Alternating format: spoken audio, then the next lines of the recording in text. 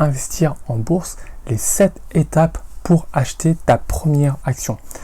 Salut à toi, c'est Chris et bienvenue dans cette nouvelle vidéo. Donc dans cette vidéo, on va parler de ce sujet-là. Donc le but, c'est vraiment que tu achètes ta première action si ce n'est pas déjà fait. Si tu es total débutant, si tu comptes te lancer, ou si tu veux reprendre depuis les bases, hein, parce que voilà, tu t'es lancé et ça n'a pas donné les bons résultats. Voilà, suis bien ces 7 étapes-là. Je vais vraiment t'apprendre les différentes étapes qu'il faut respecter pour acheter ta première action dans les règles de l'art. Donc surtout, sois bien attentif jusqu'à la fin de la vidéo, tu sauras tout. Avant de commencer, donc ça me prend du temps pour préparer mes vidéos. Donc moi, tout ce que je te demande en retour, ça ne te coûte rien et c'est gratuit. Donc mets-moi juste un pouce en cliquant sur le bouton like juste en bas de la vidéo. Et surtout, si tu souhaites en savoir toujours davantage sur l'investissement en bourse et le trading, je t'invite tout simplement à cliquer sur le bouton s'abonner qui est juste en bas de la vidéo. Donc étape numéro 1, prendre la décision de passer à l'action. Ça, je pense que c'est le point le plus important, donc c'est la première étape. Beaucoup de gens, et peut-être que tu en fais partie, c'est pas un reproche, mais le but c'est juste de prendre du recul pour constater les faits et prendre des mesures pour avancer dans le bon chemin. Beaucoup de personnes traînent sur internet à regarder ce qui se fait sur les réseaux, discuter sur les pages Facebook, peut-être regarder des vidéos. C'est très bien pour s'informer, mais au bout d'un moment, il faut regarder, mais appliquer également. D'accord ? Si tu passes ton temps à regarder, à récolter de l'information, mais qu'au final derrière, aucune action n'est entreprise de ta part pour atteindre les objectifs que tu t'es fixés, rien ne va se passer. Donc tu vas emmagasiner en fait des informations qui au final ne te serviront à rien. Donc ça peut être un point qui peut te sembler banal, mais ça ne l'est pas du tout.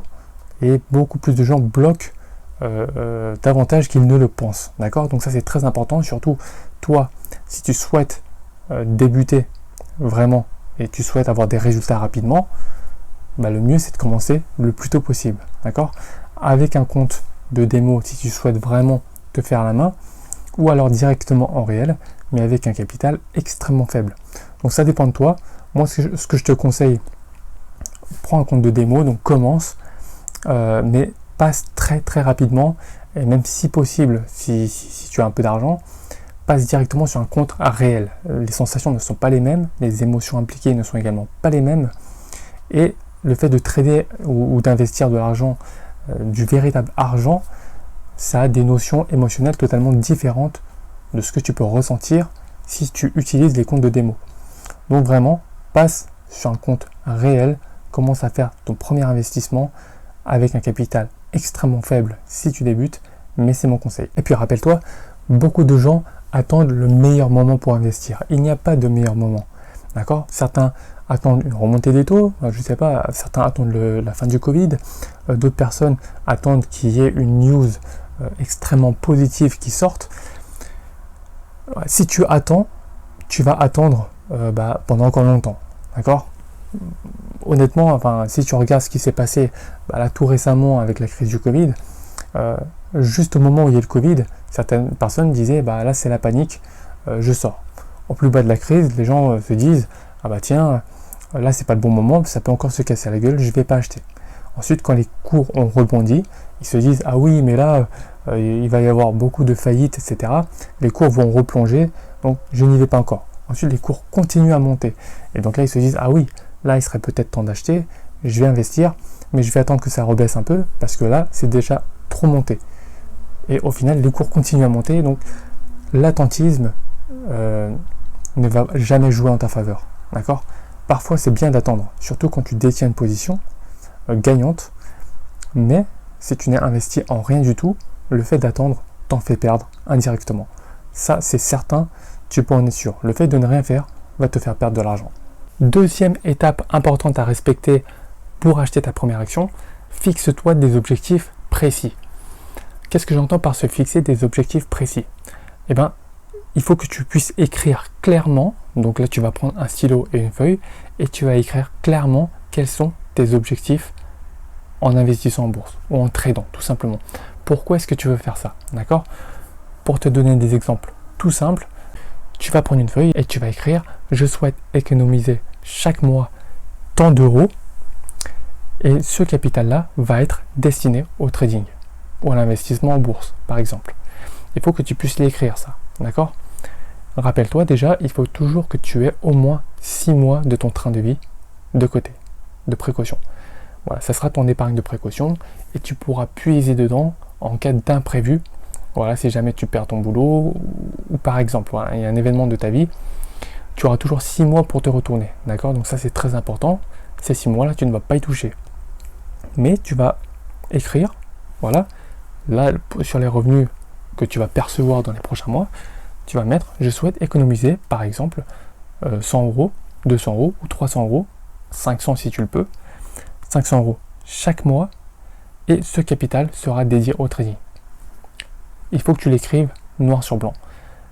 La puissance de l'écriture est totalement différente de la puissance imaginative. Donc, surtout si tu souhaites implémenter les idées que tu as en tête, écris-les sur papier, tu verras que tu y prêteras davantage attention. Et en plus, tu le verras tout le temps, tu le mets sur un coin de ton bureau, de sorte à ce que tu puisses le voir tous les jours. Ça, c'est le premier point. Tu vas aussi mettre, par exemple, deuxième point, je souhaite investir tant d'euros en bourse d'ici un an, par exemple. D'ici, par exemple, tu vas mettre d'ici septembre 2021. C'est un exemple. Hein. D'ici septembre 2021, il faut que j'ai investi 5 000 euros en bourse. Ou il faut que j'ai investi 10 000 euros en bourse. Il faut que tu puisses l'écrire. D'accord?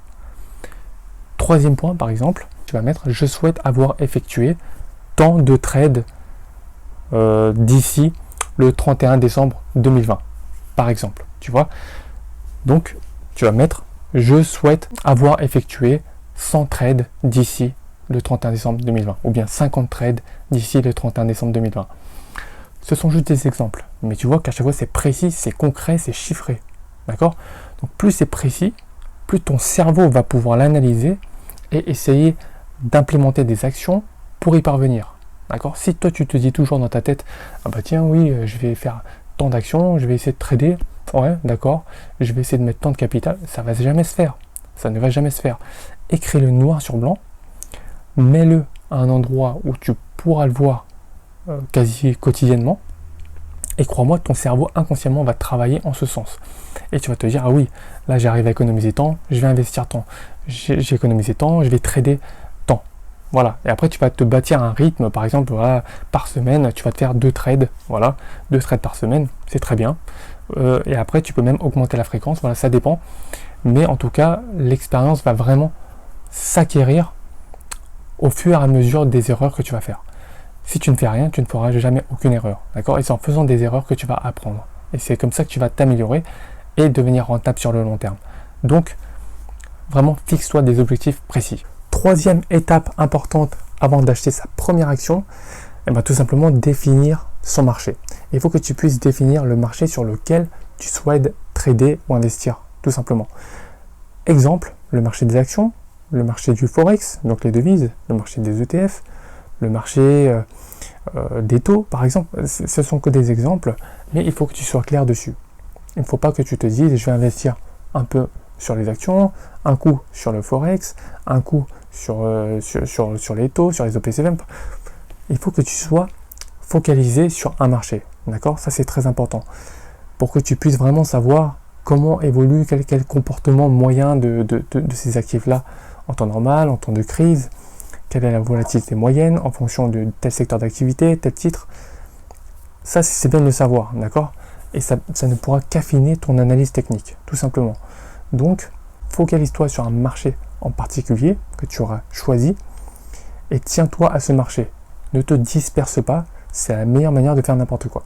Quatrième étape importante, choisir son style de trading. J'en ai déjà parlé à plusieurs reprises, mais c'est extrêmement important. Il faut que tu puisses choisir si tu es plutôt swing trader, si tu es plutôt day trader ou si tu es plutôt scalper.